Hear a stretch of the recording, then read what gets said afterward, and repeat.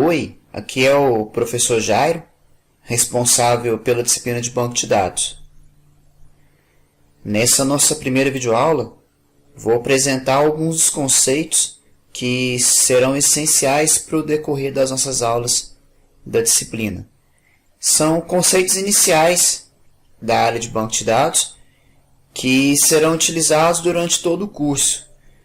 Na verdade, o objetivo dessa aula é fazer uma introdução da área de banco de dados, mostrando alguns conceitos, alguns termos, falando um pouco sobre ferramentas, sobre operações que serão utilizadas nessa disciplina. Como a disciplina é de um curso de licenciatura, é sempre bom também já pensar na integração de banco de dados com as outras disciplinas do curso. Eu acho que a primeira pergunta que deve ser feita é o que é um banco de dados e por que nós devemos utilizar. Eu acredito que todos vocês tenham essa resposta ou pelo menos a noção dessa resposta. Mas podemos definir um banco de dados como uma maneira que eu possuo de armazenar dados, de armazenar informações em um sistema computacional, em um computador, em um notebook, em um celular. Isso de uma maneira organizada para que depois eu possa executar outras operações, como consultas, eu possa realizar uma alteração, novas inclusões de dados, obter relatórios, dentre outras operações. Um banco de dados funciona de maneira similar ao que empresas antigamente faziam com arquivos de aço. Então a gente ia antigamente em empresas e as empresas possuíam no fundo um grande arquivo de aço, alguns arquivos de aço, e nesses arquivos eu tinha pastas com informações dos clientes. Então o vendedor ia lá no fundo, abria esse arquivo de aço, procurava nessas fichas registros que possuíam informações sobre os clientes, sobre vendas antigas, sobre produtos. Então eu tinha esse armazenamento de dados nesses arquivos. Hoje em dia os bancos de dados, eles, de maneira análoga aos arquivos antigos, eles armazenam toda e qualquer informação que o meu sistema vai utilizar. Se eu não tivesse um banco de dados, se eu não tivesse esse armazenamento dos meus dados para a utilização pelo meu sistema, sempre que eu fosse utilizar o meu sistema, ele não teria nenhuma informação armazenada. Então, sempre que eu fosse utilizar o meu sistema, eu teria que abastecer do zero com todas as informações que seriam necessárias para a utilização do sistema. Para que isso não tenha que ocorrer, eu armazeno essas minhas informações em um banco de dados, para que sempre que eu for utilizar o meu sistema, essas informações já estejam disponíveis para a utilização. Então, todas as informações relevantes que são criadas, que vão ser utilizadas e que vão ser necessárias para a utilização em uma próxima execução, elas são armazenadas no meu banco de dados. Isso podem ser informações da minha empresa, dos produtos que eu vendo, informações financeiras, informações sobre os meus clientes. Então, resumindo, todo tipo de informação que pode ser necessária ser acessada em um próximo momento, elas já estarão armazenadas no meu banco de dados. Podemos nos perguntar se a única maneira que eu tenho de armazenar essas informações é em um banco de dados? Não, eu tenho outras formas de armazenar. Por exemplo, em arquivos texto, como os sistemas antigos trabalhavam. Mas se a gente for pensar em quesitos importantes, como performance, como segurança, trabalhar com banco de dados, sem dúvida, é a minha melhor opção.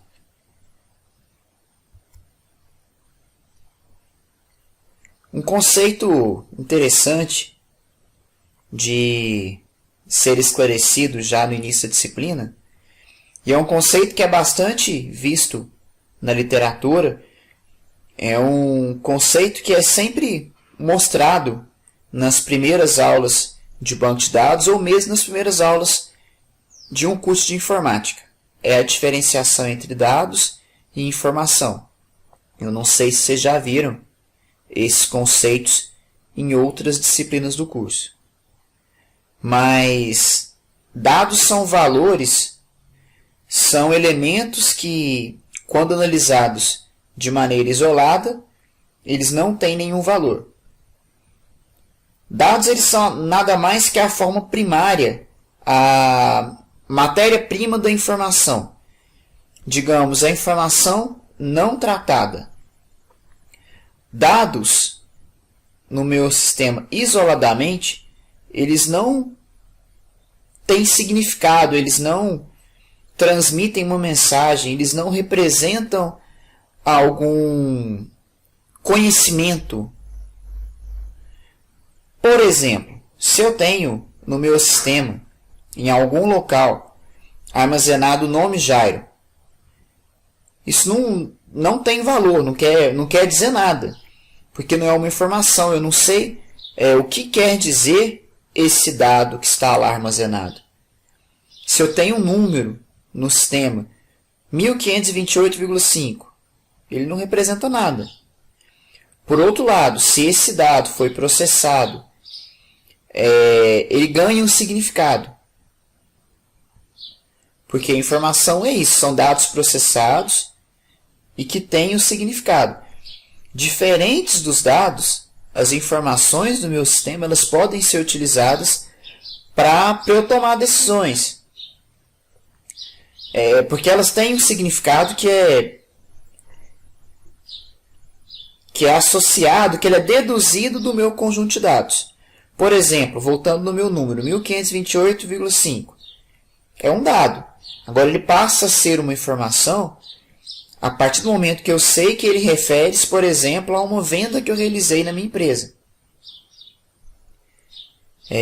Falando de outra maneira, eu posso dizer que o dado é o que está armazenado no meu sistema. Agora a informação, ele é o significado desse dado que está armazenado no meu sistema.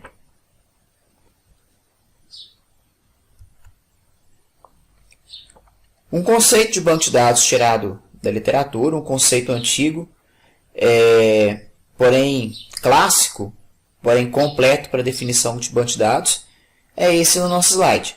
Banco de dados é uma coleção de dados interrelacionados, representando informações sobre um domínio específico. Exemplo, o acervo de uma biblioteca, a contabilidade de uma empresa. Então, é um conjunto de dados organizados, relacionados, de maneira que eles possam fornecer para o meu usuário, para o meu sistema, informações. Por isso tem essa diferenciação entre dados e informações que a gente fez no slide anterior. Bancos de dados eles são mecanismos que eu possuo para armazenamento dos meus dados. Na verdade, não só armazenamento, mas alteração, busca, remoção.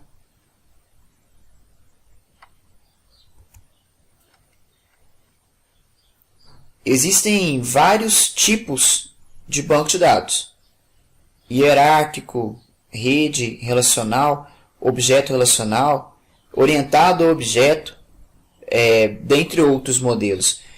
Todos eles estão explicados, são exemplificados nas apostilas que eu coloquei como material no nosso ambiente virtual. Mas como a nossa carga horária da disciplina é um pouco reduzida, eu vou me prender a detalhes apenas no banco que é o mais utilizado disparadamente hoje em dia, que é o banco relacional. Então, o banco relacional vai ser o modelo que nós vamos estudar durante o curso e tenho certeza que é um modelo que praticamente todos os cursos de informática adotam para as suas disciplinas. Eu acho que o modelo relacional é o que vocês têm em mente quando a gente fala em banco de dados. Então, lá atrás, quando eu perguntei o que era um banco de dados para vocês, eu acho que vocês devem ter imaginado algo que tem a ver com esse banco relacional. Nesse modelo relacional, eu tenho todos os meus dados, todos os meus relacionamentos representados por tabelas bidirecionais, de 2 dimensões. A figura que eu tenho nesse slide mostra bem como que se enxerga um banco de dados relacional. Então, eu tenho várias tabelas, cada tabela possui vários campos e eu tenho registros inseridos em cada uma dessas tabelas. Então, nesse meu slide, eu tenho aqui 3 tabelas. Tem uma tabela de funcionário, tem uma tabela de conta bancária, tem uma tabela de setor. Fala-se em relacionamentos por quê? Eu tenho minha tabela funcionário. A minha tabela funcionário, eu tenho aqui o meu funcionário José. E aqui está mostrado na tabela que ele pertence ao setor número 1. Qual é o setor número 1? Se eu vir aqui até a minha tabela setor, eu sei que o meu setor que tem o código número 1 é o meu setor de vendas. Então, eu sei que o funcionário José trabalha no setor de vendas. Sei também que a funcionária Maria também é do setor número 1. Ela também trabalha no meu setor de vendas. Possuo também aqui uma relação com a minha tabela conta bancária. Então, sei que essa minha conta bancária 0987-6, ela pertence ao meu funcionário número 30, que tem o código número 30. Esse funcionário é quem? Tem uma relação com a tabela funcionário, e eu sei que o funcionário com código 30 é a funcionária Joana.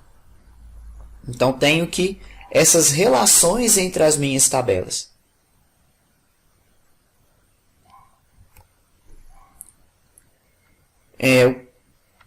Uma tabela, conceituando uma tabela. Uma tabela é uma estrutura formada por linhas, por colunas, que contém informações sobre um determinado item. No meu exemplo que eu tenho nesse slide, eu tenho uma tabela que possui informações sobre os meus clientes da minha empresa. As colunas da minha tabela, elas são os campos que formam o meu registro. Então, nesse meu exemplo, da minha tabela de clientes, os atributos do meu cliente, os campos que são armazenados no meu cliente, são o CPF, o nome do meu cliente, a data de nascimento do cliente. Seria necessário armazenar mais informações sobre o meu cliente.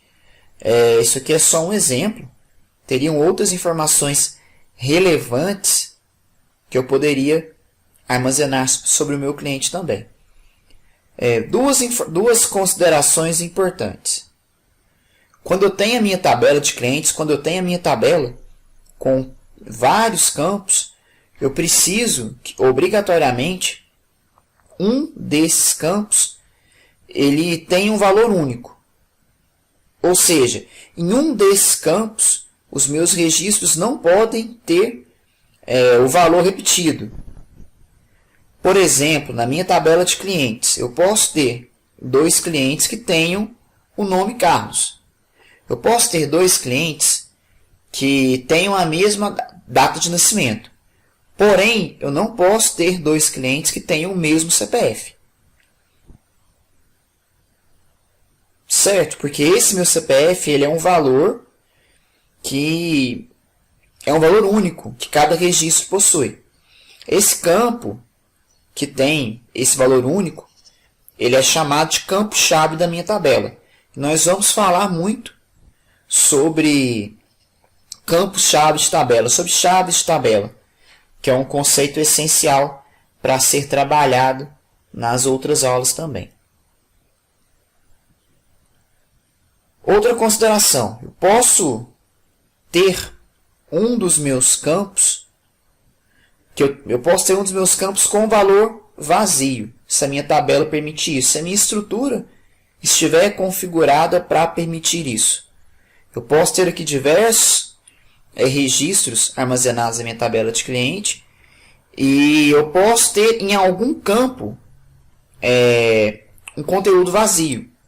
Eu posso ter cadastrado os dados de algum cliente meu e ter esquecido de pegar alguma informação e esse campo estiver em branco. Não vai afetar o meu sistema se, por exemplo, a minha cliente Maria não estivesse aqui com a sua data de nascimento armazenada no sistema. Então, o meu sistema pode estar configurado para permitir que alguns campos possam permitir armazenado o valor vazio. Eu falo alguns campos por quê? Por exemplo, não posso ter um cliente cadastrado que tem CPF vazio. Porque, como falamos antes, o CPF ele é o campo-chave da minha tabela.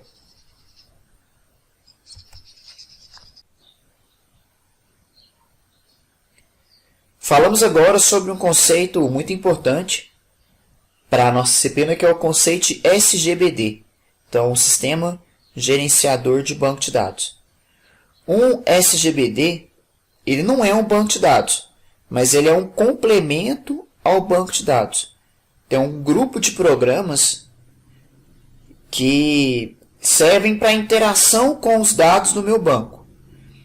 O SGBD ele permite ao administrador definir, criar, manter, controlar o acesso ao banco de dados.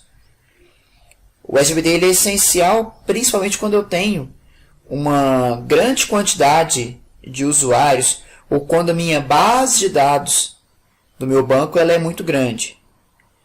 Um SGBD ele é constituído por um conjunto de dados associados a um conjunto de programas para acessos a esses dados.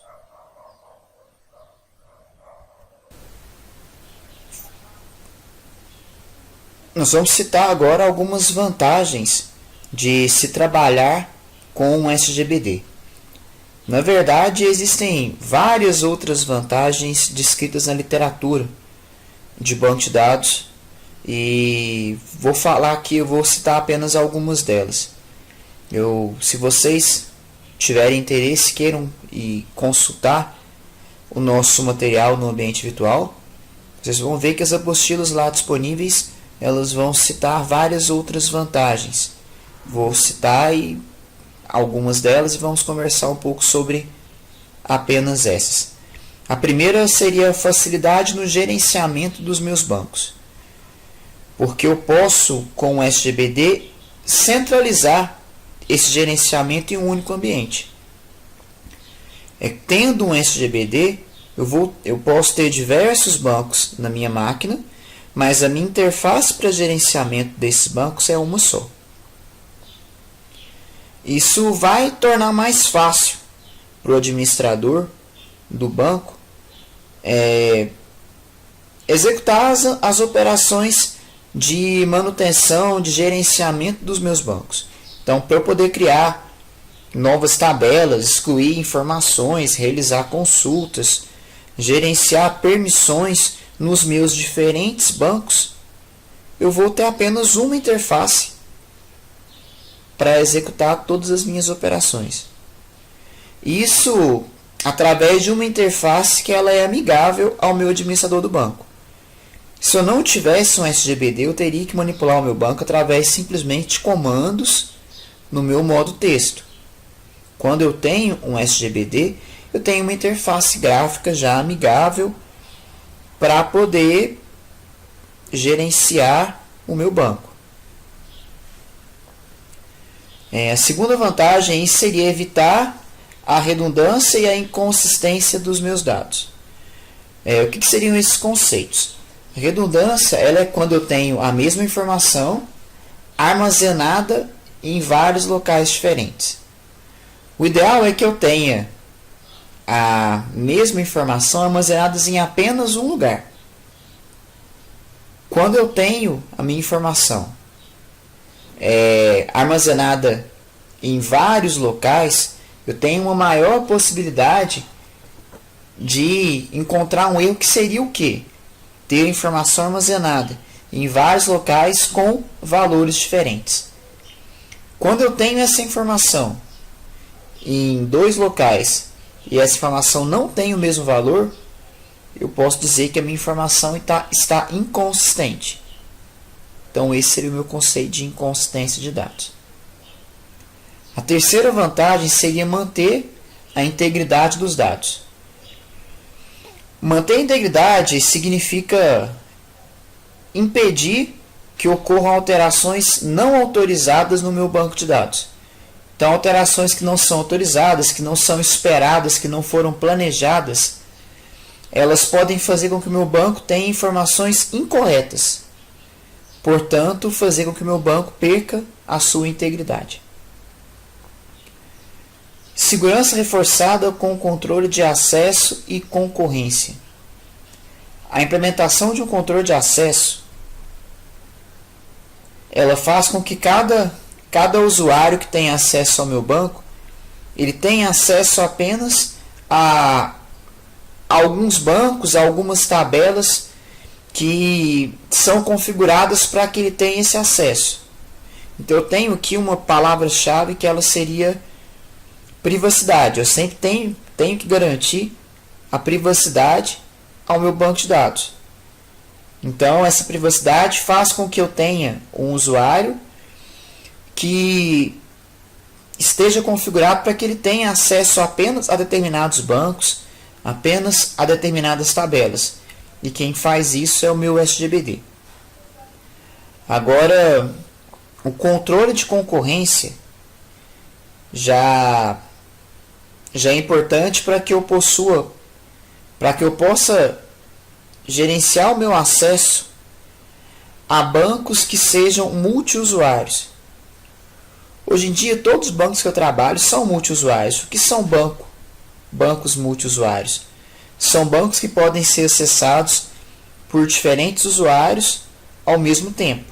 Então eu tenho que ter um controle de concorrência, porque se eu tenho vários usuários acessando o banco ao mesmo tempo, esses usuários podem estar tentando acessar e alterar o conteúdo do meu banco, o conteúdo de uma tabela ao mesmo tempo.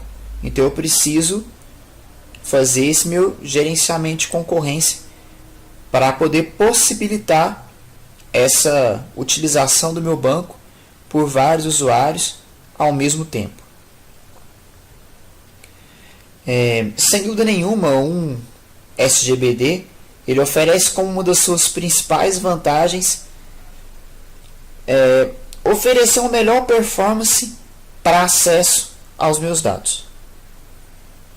A última vantagem que a gente vai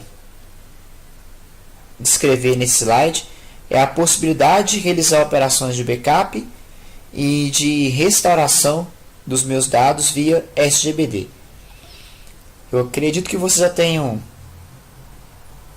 essa noção que essas operações de backup e restauração são importantíssimas quando eu trabalho com dados de uma empresa.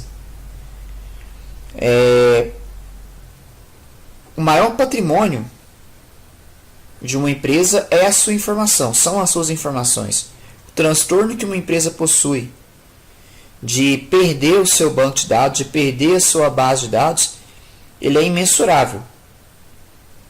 Então, pensar numa estratégia que me permita realizar backup e depois, caso eu tenha uma falha, poder restaurar os meus dados é muitíssimo interessante para uma empresa e, consequentemente, é uma vantagem considerável de se trabalhar com SGBD.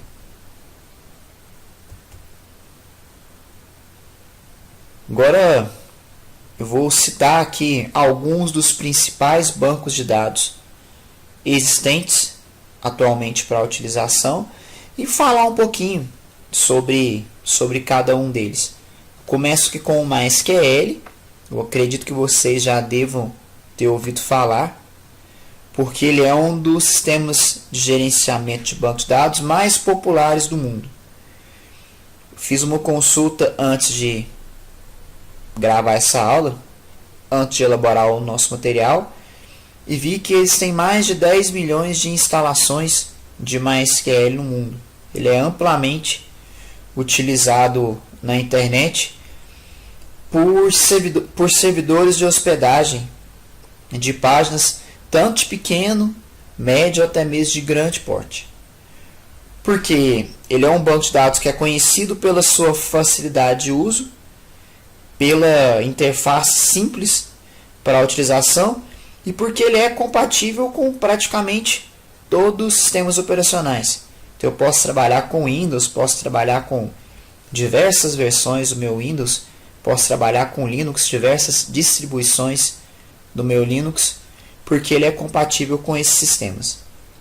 Ele é altamente estável, com ótimo desempenho, e ele é compatível, assim como é compatível com diversos sistemas operacionais, ele é compatível com diversas linguagens de programação.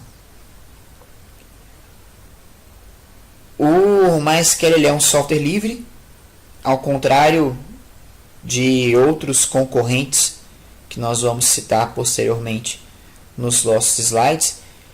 Ele é um software livre, mas ele possui, por outro lado, uma licença comercial paga, ao contrário de que muitas pessoas pensam. O proprietário do MySQL hoje ele é a Oracle.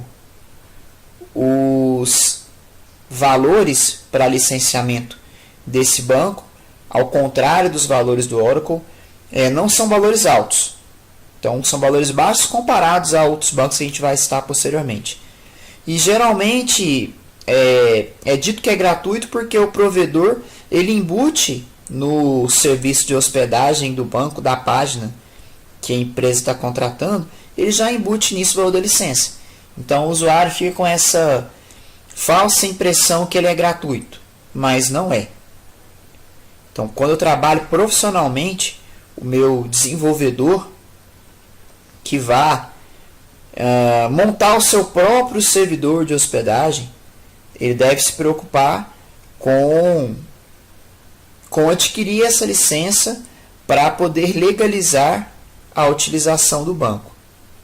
Por outro lado, a licença que nós vamos trabalhar aqui na disciplina, uma licença para estudante, ela é uma licença gratuita.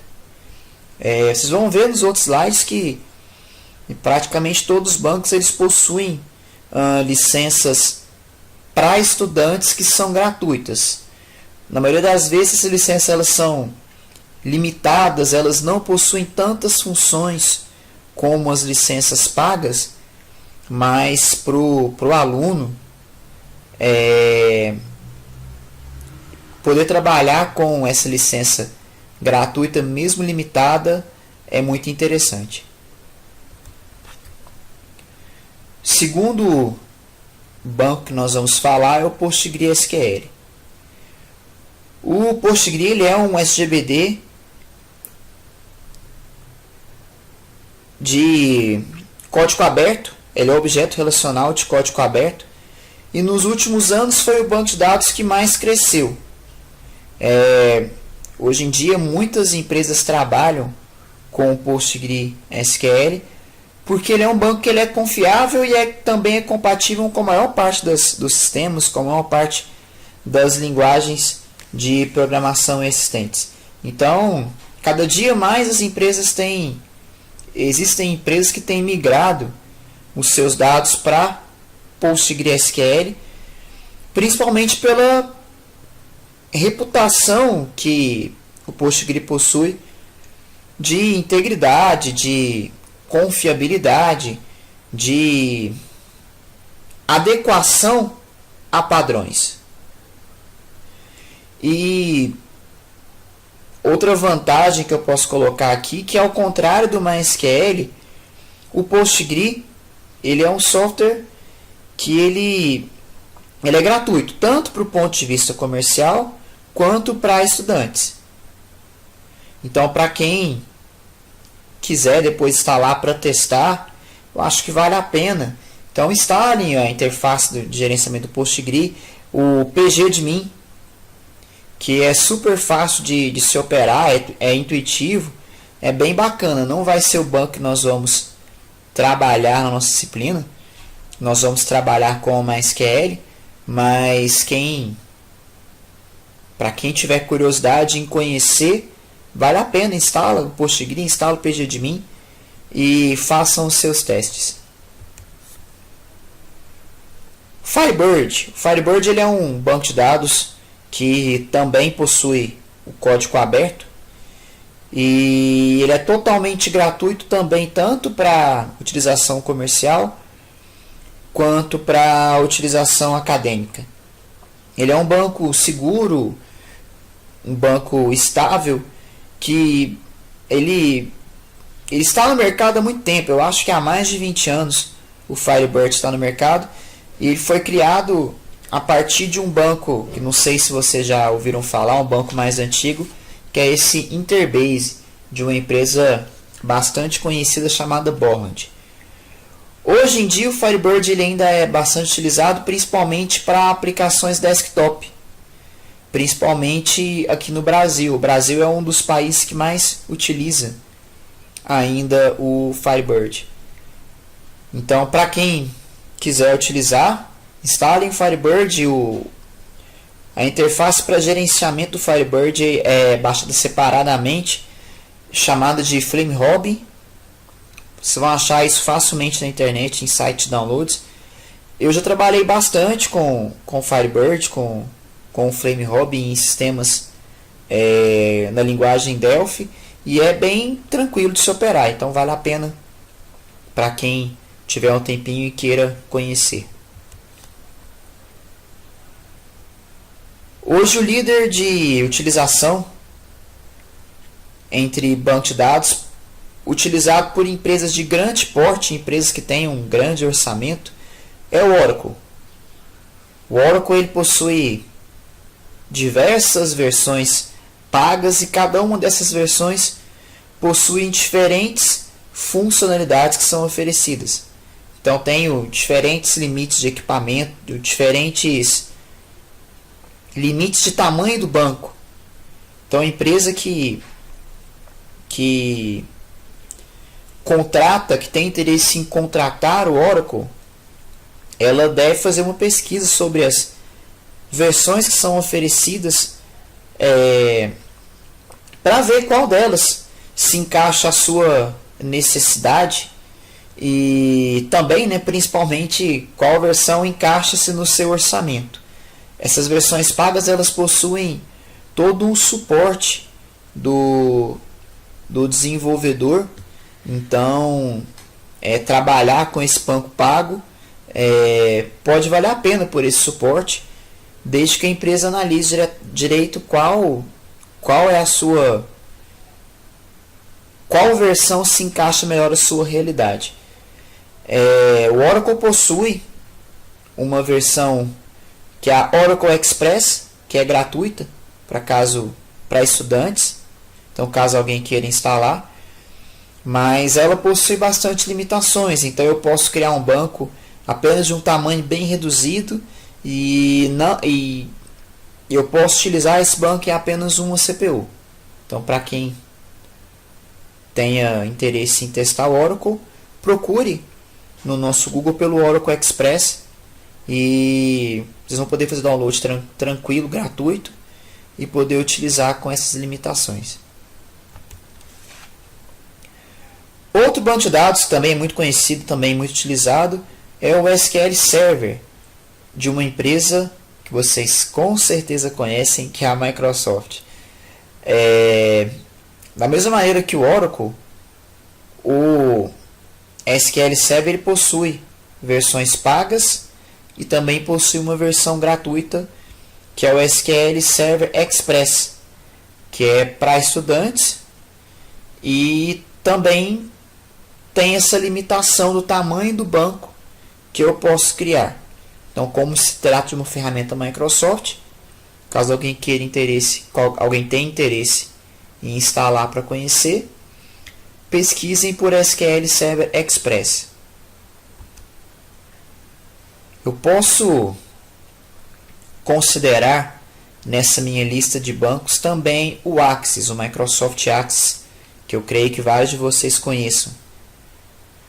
O Axis ele é sim um banco de dados e ele é utilizado principalmente por usuários que não tenham tanto conhecimento sobre programação, sobre manipulação desses bancos mais complexos. Mas o Axis ele permite para o meu usuário armazenar os meus dados, permite criar relatórios, criar consultas, criar relatórios até com uma relativa facilidade. Até algum tempo atrás o Axis já foi muito utilizado para banco de dados, principalmente para bancos de pequenas aplicações. Os aplicativos da Microsoft, o Axis, o Excel, eles permitem que o usuário faça muitas e muitas coisas. Eu acho que um dos grandes pecados de nós usuários, de nós estudantes, é conhecer essas ferramentas apenas superficialmente e já achar que a gente já conhece muito e que não tem em que se aprofundar. Então o Excel ele faz muita coisa, o Axis também faz muita coisa. Então, voltando aqui ao nosso assunto, o Axis ele é útil para banco de dados, principalmente para pequenas aplicações, aplicações que sejam monousuários, então aplicações que sejam apenas para um usuário. A principal limitação que eu possuo trabalhando com ele é que quando eu tenho milhões de registros armazenados nas minhas tabelas, quanto mais registros eu tenho, mais o meu banco fica lento. Então a lentidão é um problema grande quando eu trabalho com o Axis, quando eu tenho um banco de dados mais robusto, porque o Axis não foi feito para trabalhar com uma quantidade grande de informações no meu banco.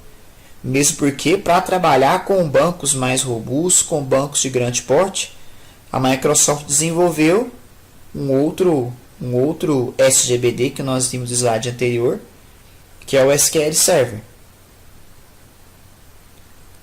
Outra limitação que eu tenho no Axis é a questão de segurança, porque tudo que eu tenho, tudo que compõe o meu banco no Axis, ele fica armazenado em um único arquivo que possui a extensão MDB.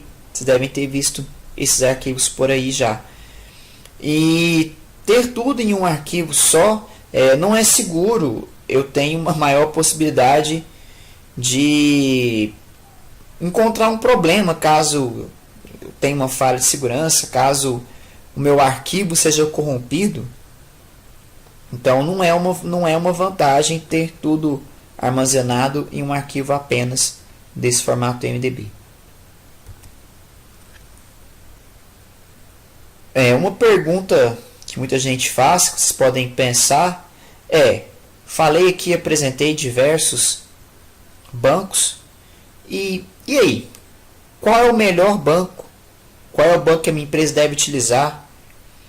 Qual é o banco mais recomendado para se utilizar? E é uma pergunta difícil de se responder, porque acaba que cada empresa, cada desenvolvedor, cada usuário tem as suas preferências. E o que a gente pode apresentar aqui, que eu apresento nesse link, é uma relação que eu tirei desse site, que mostra um ranking de utilização mundial dos meus bancos. Vocês podem notar que esse ranking ele é liderado por 4 dos bancos que nós falamos na nossa aula. E eu gosto muito de falar que para escolher qual banco a empresa vai utilizar, a gente tem que pensar muito em orçamento, tem que pensar muito em qual servidor vai armazenar, em qual servidor vai ser hospedado o meu banco, quais são as aplicações que estão sendo desenvolvidas, que vão utilizar o meu banco, a que linguagem de programação esse meu banco é compatível. Então são diversas perguntas que vão influenciar nessa escolha de qual banco utilizar. Mas em relação ao nosso curso, essa não é a nossa preocupação. O foco principal que nós iremos trabalhar é a linguagem SQL. A linguagem SQL ela é base para todos os bancos relacionais que nós falamos. Então, todos os bancos descritos, eles trabalham com a linguagem SQL, e as variações acadêmicas, nesse caso, elas são mínimas. Nós vamos trabalhar com o MySQL com a versão gratuita para estudantes, apenas por questão de padronização e também pelo fato que é o banco dentre os gratuitos que é mais utilizado, e eu não tenho limitação nenhuma nessa versão gratuita. Posteriormente, depois que vocês finalizarem o curso, quando vocês tornarem professores, forem ministrar aulas sobre banco de dados, vocês podem optar por outro SGPT tranquilamente. Todo o conteúdo que nós vamos falar na disciplina, tanto teórico quanto depois prático no SQL, ele é válido para todos os bancos, porque o SQL ele é uma linguagem padrão para os bancos de dados. Por último, eu termino nossa videoaula com essas referências bibliográficas que foram utilizadas para a elaboração do nosso material. E aproveito também para agradecer vocês pela atenção, por assistirem esses minutos aqui dessa primeira videoaula, e me coloco à disposição de vocês para tirar qualquer dúvida, para discutir qualquer assunto que foi tratado aqui durante a videoaula. Então podem entrar em contato comigo ou com os tutores de vocês. Muito obrigado.